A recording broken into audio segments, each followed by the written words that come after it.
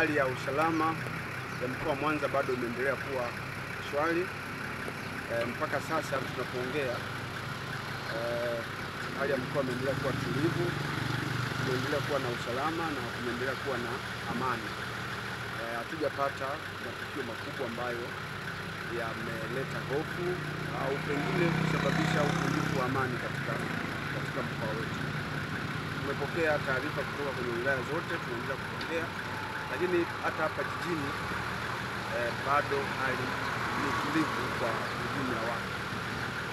Hata hivyo, jeshi la polisi katika mkoa wa Mwanza limeendelea kufanya kazi kwa kushirikiana na vyombo vingine vya ulinzi na usalama, ambapo mpaka sasa tumekalia maeneo yote muhimu ya kuingia, ya kutoka katika jiji la Mwanza, katika lengo la kuhakikisha kwamba tunazuia maandamano kama yatajitokeza, kwa sababu tayari yalikwisha kupigwa marufuku.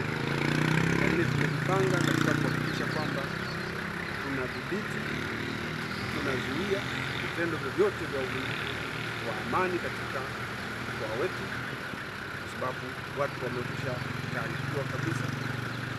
Mpaka sasa hali bado ni tulivu.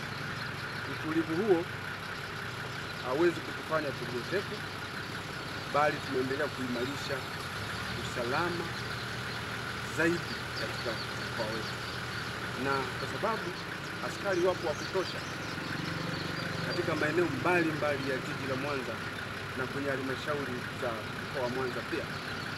Nichukue nafasi hii kuwaomba wananchi wa mkoa wa Mwanza waendelee kufanya shughuli zao kwa utulivu, kwa usalama na kwa amani.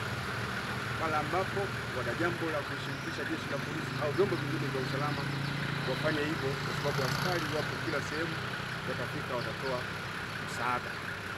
Lakini kwa nyongeza, naendelea kuwakumbusha wananchi wasishiriki kwa namna yoyote vitendo vya uvunjifu wa amani. Wasijiingize kwenye migogoro na vyombo vya usalama, kwa sababu tayari wamekwisha taarifiwa na jeshi la polisi. Hatuwezi kukubali kabisa kuona uvunjifu wa amani unafanyika katika mkoa wa Mwanza. Tushirikiane na vyombo vingine. Kwa hiyo uvunjifu wa amani wa aina yoyote utadhibitiwa kwa nguvu kubwa, lakini kwa kufuata sheria.